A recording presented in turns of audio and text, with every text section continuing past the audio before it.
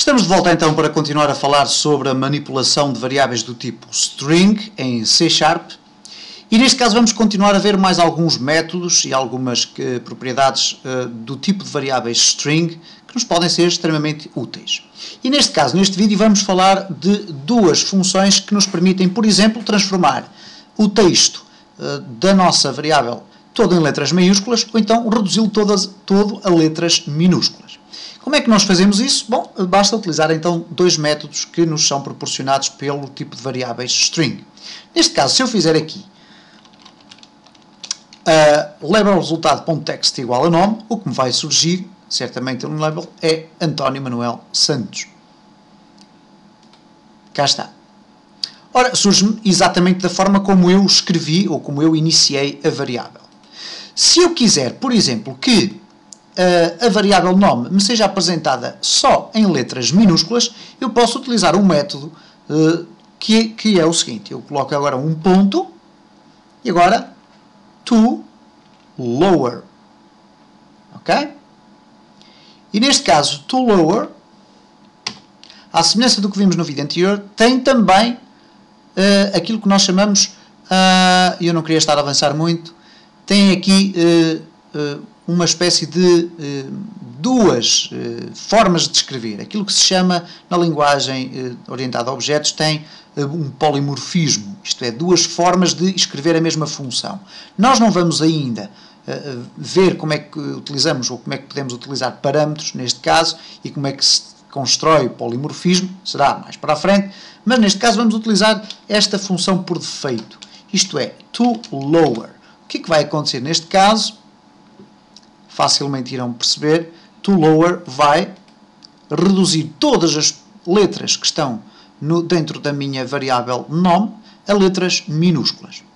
Da mesma forma que eu posso, por exemplo, em vez de usar to lower, usar to upper. E neste caso, o to upper vai fazer com que todas as letras, neste caso todos os caracteres, sejam transformados em letras maiúsculas. E, portanto, desta forma nós podemos, de certa forma, uniformizar o valor das variáveis, uma vez que, se por exemplo tivermos uma variável toda em letras minúsculas e outra variável em letras maiúsculas, nós podemos transformá-las de forma a que elas fiquem exatamente com o mesmo tipo de caracteres.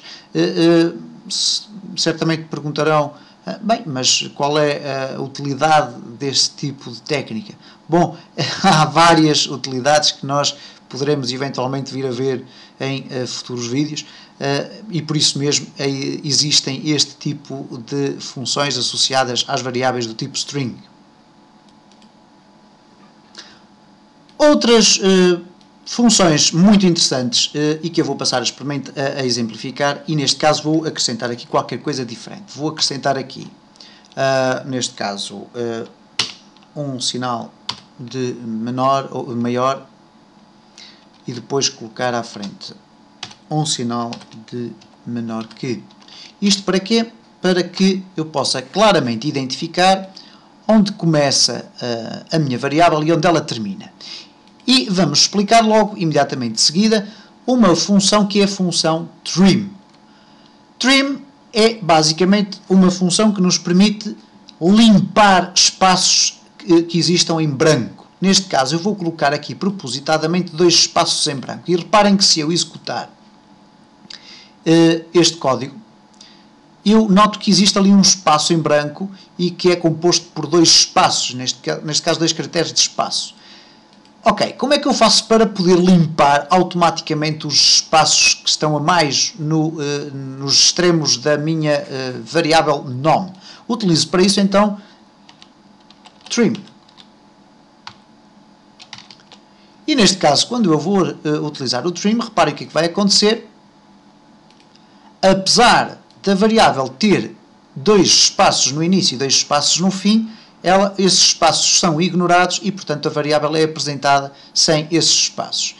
De certa forma, ou certamente tiveram a oportunidade de ver que quando eu escrevi trim, surgiram três hipóteses. Trim, trim end e trim start. É evidente que se eu utilizar trim start, o que vai acontecer à variável é que ele vai retirar apenas os espaços do início, deixando os espaços do final. A mesma coisa acontecerá se eu utilizar trim end. Os espaços iniciais vão permanecer e são retirados apenas os espaços finais. Este é o tipo de método muito utilizado para, entre aspas, limpar valores string que, por exemplo, possam ser carregados a partir de um ficheiro de texto.